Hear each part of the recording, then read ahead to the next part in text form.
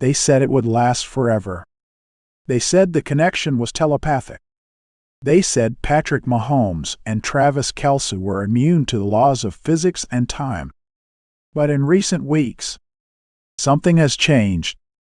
What used to be automatic has become forced. What was magical has turned tragic. You are watching the games. You see the frustration on the face of the world's best quarterback.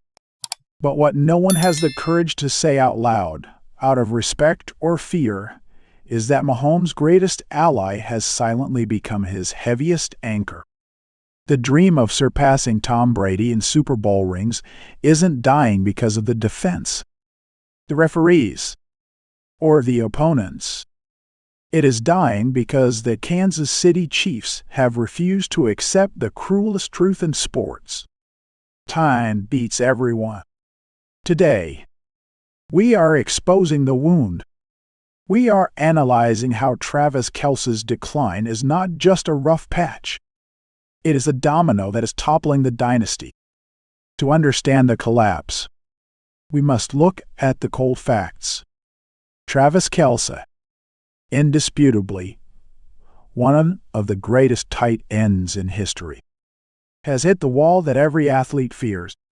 This season, we are seeing a drastic drop in every metric that matters. Yards after the catch, separation against man coverage, and, most worryingly, the ability to stay on the field for crucial downs. We are talking about a player who, for years, was Mahomes' safety valve. When everything went wrong, Kelce was there. But now, the immediate consequence is a stagnant offense.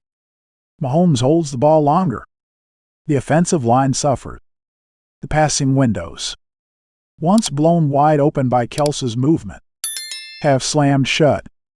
The average reporter will say, "Oh, the Chiefs' offense is out of sync." But they don't explain the root cause. They don't explain that Andy Reid's offensive system was built on a pillar that is now cracked. It's not just playing poorly. It is about the physics of the human body failing against the demands of a genius mind. But what if the problem isn't just physical? What if the real problem is psychological, specifically the psychology of Patrick Mahomes? We are witnessing what we can call phantom limb syndrome. Mahomes isn't throwing the ball to the 2025 Travis Kelce. He's throwing the ball to the memory of the 2019 Travis Kelce. He throws to the spot where Kelce should be if he still had that muscular explosion. But when the ball arrives, Kelce is half a step behind. Who loses in this? The entire rest of the team. When Mahomes refuses to trust younger receivers, who are faster and more athletic today, to force the ball to his old friend, he is sabotaging the evolution of his own offense. This reveals a larger problem: toxic loyalty. The Chiefs are held hostage by the past, paying an elite salary and designing elite plays for a player who is now, at best, a luxury role player. This decision to keep Kelce as the focal point changes the future of the season because it makes the offense predictable. Defenses no longer need to double-team Kelce. A rookie linebacker can now keep up with him, and that frees up the defense to hunt Mahomes. Imagine you're Patrick Mahomes. It's 3rd and 8. The stadium is screaming. The Super Bowl is the goal. The only thing that matters. You drop back in the pocket. The pressure comes from the edges. Your instinct, honed by years of glory, screams a single name. Trav. You know he's going to improvise. You know he's going to find the void in the zone. You've done this 1,000 times. It's like dancing with a partner you've known a lifetime. You throw the ball without looking, trusting the cosmic connection. But then, silence. The ball hits the grass. Kelce didn't get there. He is getting up slowly, hands on his knees, head down. The defender, a 22-year-old kid who grew up watching you on TV, is celebrating. Something was wrong, and no one saw it coming with such cruelty. The villain here isn't an evil defender. The villain is time. It is undefeated. It is relentless.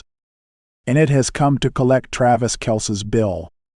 For the fans, this moment is devastating. Seeing your hero fight against his own body. But for Mahomes, it is terrifying.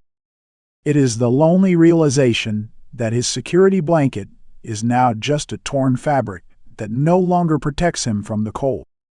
Let's dig deeper with the hidden proof. The numbers don't lie. And here is a detail that has gone unnoticed by most TV analysts.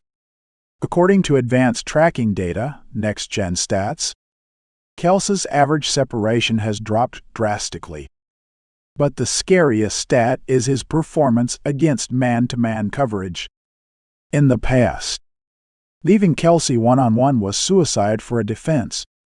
Today, it is the preferred strategy of rival defensive coordinators. Why does this matter? Because if the defense doesn't need to double Kelce, they can use that extra defender to confuse Mahomes or blitz. The historical context here is heavy. We saw this happen with Rob Gronkowski. We saw it with Antonio Gates.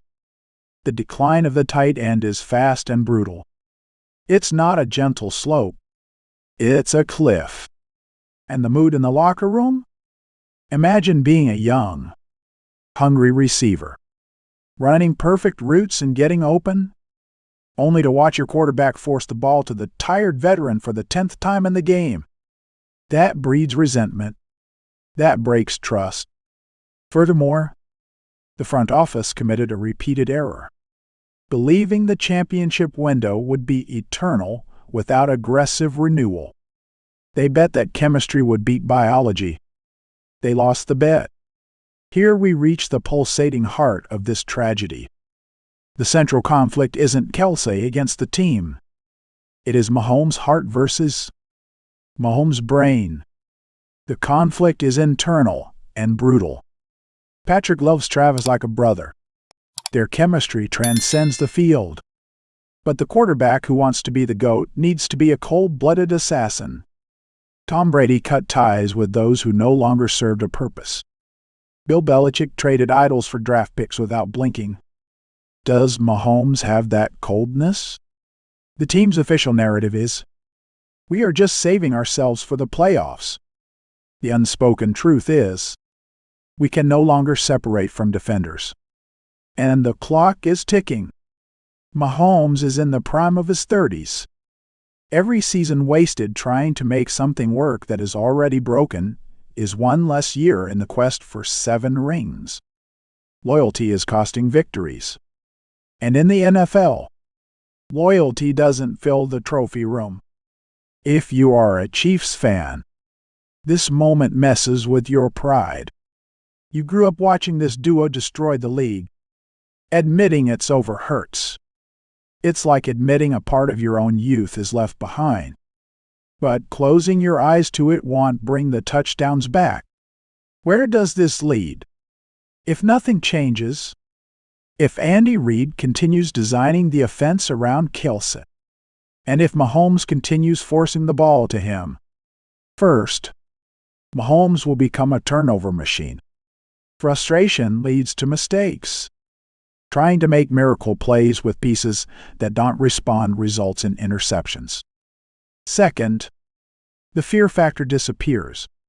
Defenses will play compressed, suffocating the run game and daring the other receivers to win the game, something they haven't proven they can do consistently. This error could be irreversible for the legacy. If they lose the season out of stubbornness, it will be remembered as the year friendship cost a title. We are watching the live dismantling of a Ferrari, piece by piece, simply because the driver refuses to change the old tires. But here's the twist that no one wants to consider. What if the real problem isn't just Travis Kelce? What if Patrick Mahomes has become so dependent on Kelce's improvisation that he, Mahomes, has unlearned how to play within the normal structure of an NFL offense? Maybe Kelce isn't just a physical anchor. Maybe he has become a mental crutch. And without that crutch, we are seeing that even the magician struggles to walk. This leads us to the final question. Do you think the Chiefs should have the courage to bench Travis Kelce to save the season? Or do you believe they should sink with the ship in the name of loyalty to one of the franchise's greatest idols? Is honor worth more than victory?